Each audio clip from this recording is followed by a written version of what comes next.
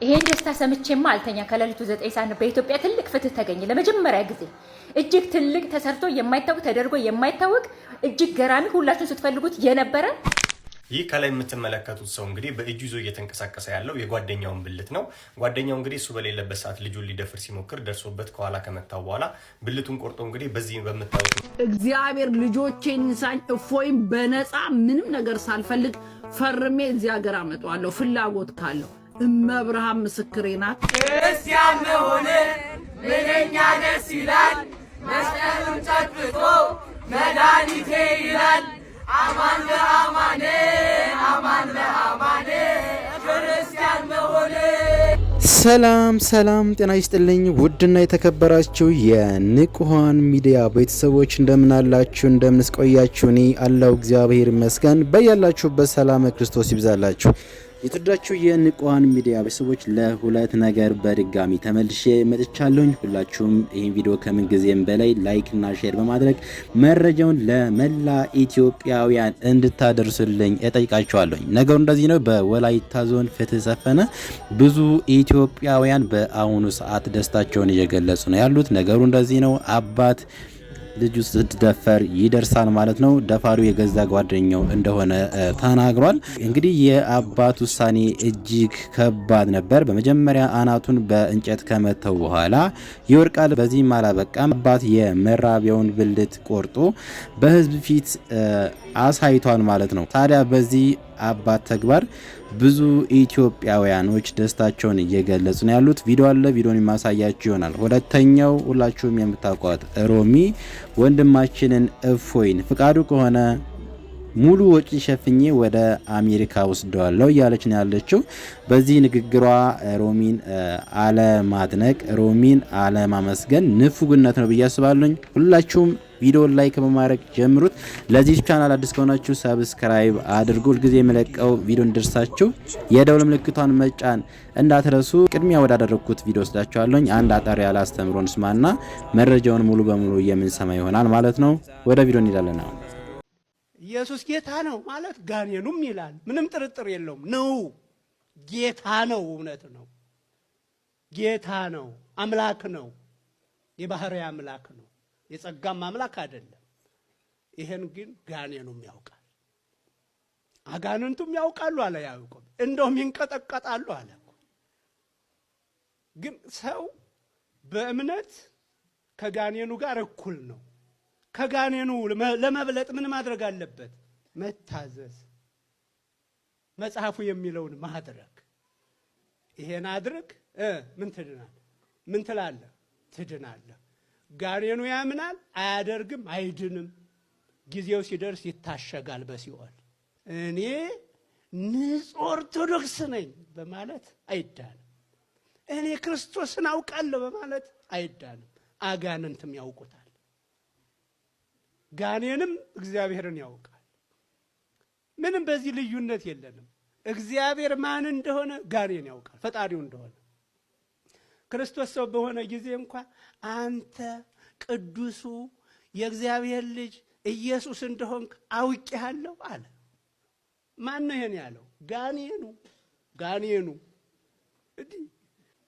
ሰው ከጋኔን የሚለየው የሚያምነውን እግዚአብሔርን ይታዘብ። ባልንጀራህ እንደራስህ አድርገህ ውደድ ሲል በቃ ሰው ለሆነ ሁሉ በጎ ነገር ያስባል፣ በጎ ይናገራል፣ በጎ ነገር ያደርጋል። ስለዚህ ከጋኔን ተሻልን ማለት ነው፣ ከሰይጣን ተሻልን ማለት ነው። ይሄን ካላደረግን ግን እዚህ በመሰብሰባችን ክርስቶስ ብለን በመጥራታችን አንድንም። ክርስቶስ የእግዚአብሔር ልጅ እንደሆነ በመመስከር ብቻ አንድንም። ክርስቶስ የእግዚአብሔር ልጅ አድርጉ ያለንን በማድረግ በመኖር ነው። እና ስለ ክርስትና ማወቅና ክርስትናን መኖር ይለያያል። አሁን ከኛም ውጭ ለፍልስፍና ብለው ስለ ክርስትና የሚያውቁ ሰዎች አሉ እኮ። ምንድነው ይሄ ክርስትና የሚባለው ብለው የሚያውቁት ነገር አለ። ይሄ ማለት ነው ክርስትና ማለት እንደዚህ ነው ብለው ይድናሉ። ግን እንዴ ስለ ክርስትና ማወቅና ክርስትናን መኖር ይለያል። ስለ እግዚአብሔር ማወቅና እግዚአብሔርን ማወቅ ይለያያሉ። አሜን። አባታችን ቃልዮት ያሰማልን። አዎ እውነት ነው። ኢየሱስ ጌታ መሆኑን አጋንንትም ያውቃሉ፣ ይፈራሉ፣ ይንቀጠቀጣሉ ይላል መጽሐፍ ቅዱስ። አምላክነቱን ብቻ ማወቅ ብቻ ሳይሆን እግዚአብሔር አምላክ መሆኑን ማወቅ ብቻ ሳይሆን አምነን በስራችንም ልንገለጥ ይገባል። መልካም የሆነውን ነገር ሁሉ እንድንሰራ እግዚአብሔር ይርዳን ማለት እወዳለሁ።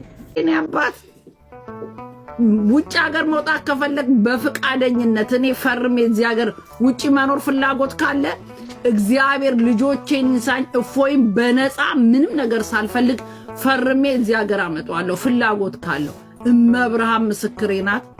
ቃል ለምድር ለሰማይ ራሴ ትራንስፖርት ችዬ ራሴ ምን ብዬ እፎይ ውጭ ሀገር መውጣት ከፈለገ እመብርሃን ምስክሬ ነው። ሙሉ ወጪውን ችዬ እዚህ ሀገር አመጣዋለሁ። ፍላጎት ካለው ኢትዮጵያ ካልፈለገ እመብርሃን ምስክሬ ናት። ሙሉ ወጪውን ችዬ እኔ እዚህ ሀገር አመጣዋለሁ። ፍላጎት ካለው የእፎይን ቴሌፎን የምታውቁ ላኩልኝ። ፍላጎት ካለው እመብርሃን መብቴ ነው። በፍሪደም አገሬ ገብቼ ጋብቻ ስላችሁ ፌክ ጋብቻ ነው። ሌላ ነገር ጭንቅላታችሁ ደነዝ፣ ይሄ መሀይም ደነዞች አላችሁ ሌላ የምታስቡ።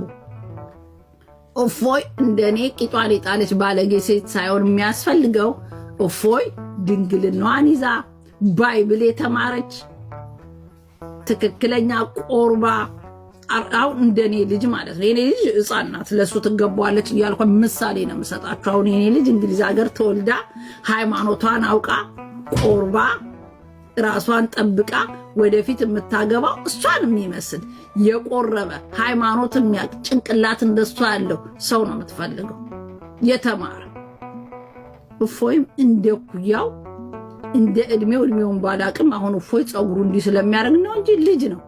እንደሱ የተከበረ ንጉስ ራሷን ለንደን አሉ ራሳቸውን የጠበቁ የጨዋ ልጆች ክብራቸውን ጠብቀው 27 28 አሁን የኔ እህት የዛሬ ስንት ዓመት ነው ያገባችሁ? ሽወዝ 27 ሽወዝ ድንግል ሆና በክብር ኢትዮጵያ ሄዳ አግብታ ዛሬ የሁለት ልጆች እናት ናት ያገባችሁ። ለዛው ጎንደሬ ጀግናውን ጎንደሬ ነው አግብታ የኔ እህት በክብር በድንግልና በስርዓተ ተክሊል አንድም ዘፈን የሚባል ነገር ወፍ አልነበረም። በክብር ነው ያገባችሁ። ስለዚህ እፎይም የእንደዛ አይነት ነው የሚያስፈልገው። አግብቶ መኖር ከፈለገ ይነበር ነው ማግባት ላይ ፈልግ ይችላል። ከፈለገ ግን እንደዛ ነው የሚሆነው።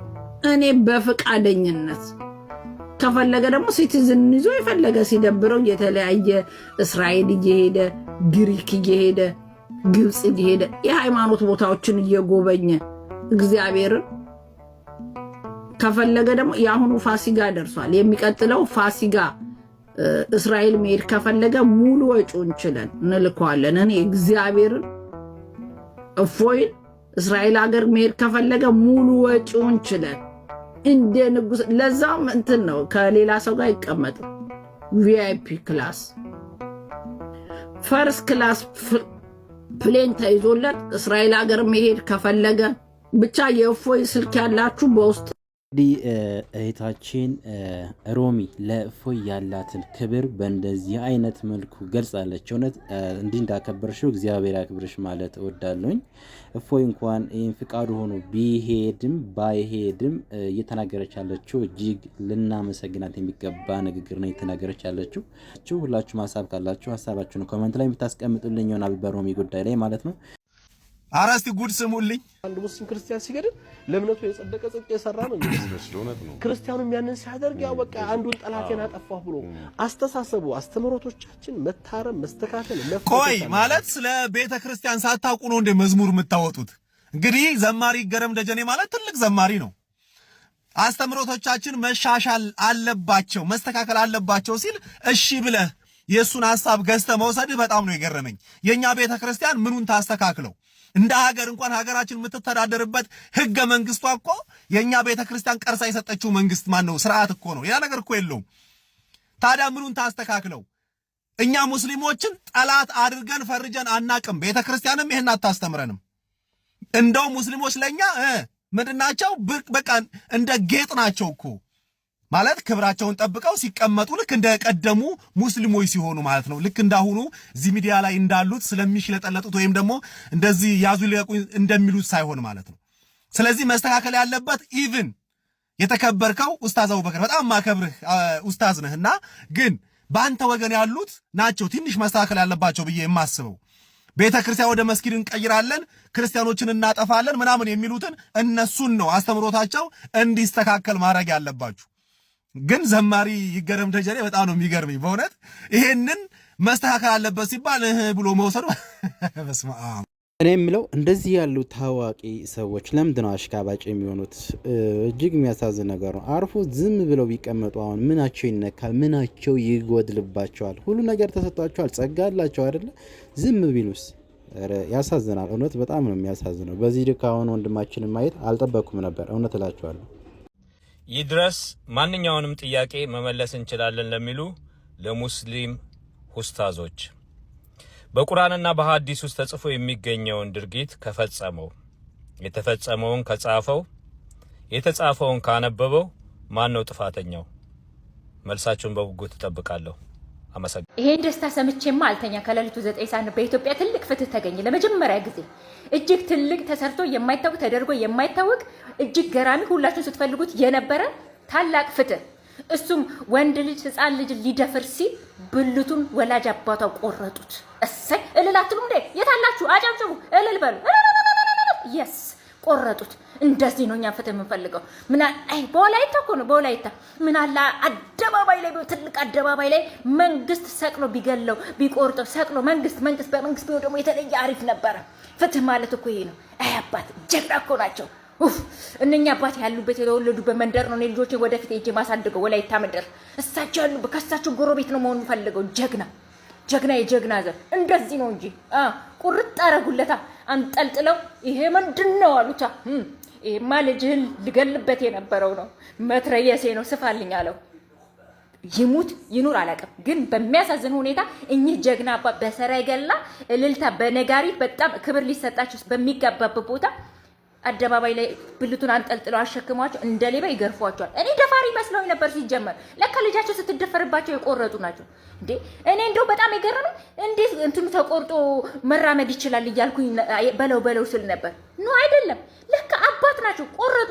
ልጃቸውን ሲደፍር የነበረው ሰውዬ ቆረጡት ብልቱን፣ አለቀ። ከዛ ለምን ቆረጥክ ብለው እነሱ ደግሞ አደባባይ ላይ አውጥተው ለህግ ትሰጣለህ እንጂ ለምን ቆረጥክ እንዲህ ይባላል እንዴ? ኧረ እኔ እንደውም ቢላ ምናምን ይዤ ነው የምዞረው በቦርሳዬ። እሺ እኔ እኔን አይደለም የትኛውም ተማሪ ሴት የሚተነኩስ ወንድ ካገኘው ቁርጥ ነው ማድረግለት። የታባክ እንዲህ ቢሆን ደፋሪዎች ትጠፉ ነበር። አይን አባታችሁ ይጥፋ። ይህ ከላይ የምትመለከቱት ሰው እንግዲህ በእጁ ይዞ እየተንቀሳቀሰ ያለው የጓደኛውን ብልት ነው። ጓደኛው እንግዲህ እሱ በሌለበት ሰዓት ልጁን ሊደፍር ሲሞክር ደርሶበት ከኋላ ከመታው በኋላ ብልቱን ቆርጦ እንግዲህ በዚህ በምታዩት መልክ እንግዲህ አድርጎታል። እንግዲህ ልክ ነው ልክ አይደለም የአባት ውሳኔ ለእናንተ ተዋለሁ። ሕፃን አስገድዶ ሲደፍር የተያዘው ግለሰብ ብልቱ ወይም የመራቢያ አካሉ መቆረጡ ተሰማ። በወላይታ ዞን ሕፃን ልጁን የገዛ ጓደኛው አስገድዶ ሲደፍራት የደረሰው አባት በፍልጥ ከደበደበ በኋላ ብልቱን ወይም የመራቢያ አካሉን መቁረጡ መነጋገሪያ ሆኗል። ልጁ ስትደፈር አላስችል ያለው አባት ነው መራቢያ አካሉን የቆረጠው። በውሳኔው ምን ትላላችሁ? ሀሳባችሁን ኮሜንት ላይ። ጓደኛውን ልጅ ሊደፍር ብሎ ራሱ ደርሶበት አናቱን መቶት ብልቱን ደግሞ በእጁ ቆርጦ ይዞ ለህዝብ መቀጣጫ ከዚህ በፊት ስለተደፈሩት ህፃናት ከዚህ በፊት ስለተገደሉት ህፃናት ፍትህ መፍትሄ የሆነን አባት ምን ብላችሁ ትጠሩታላችሁ?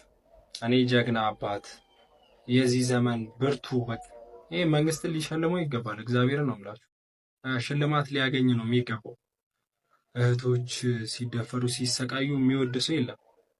እንደዚህ አይነት አግባብ ነው። በቃ እንደዚህ አይነት ፍትህ የሆነ ነገር ነው የሚያስፈልገውና ለኔ የዘመናችን ምርጥ አባት መንግስት ሊሸልመው ይገባል። እግዚአብሔር ነው ብላችሁ ሊሸልመው ይገባልና በቃ ምን እንደተሰማኝ የነ ቦንቱ የነ አያንቱ ፍትህ አገኙ። ማርያም በዚህ ሰዓት ፍትህ ተገኘ። በቃ ሲጮህ የነበረው ነገር ራሱ እንደዚህ አይነት ነገር ሲሰማ ሰላም ነው ብዬ የተሰማኝ ይሄን ቪዲዮ የሰራው ለዛ ነው።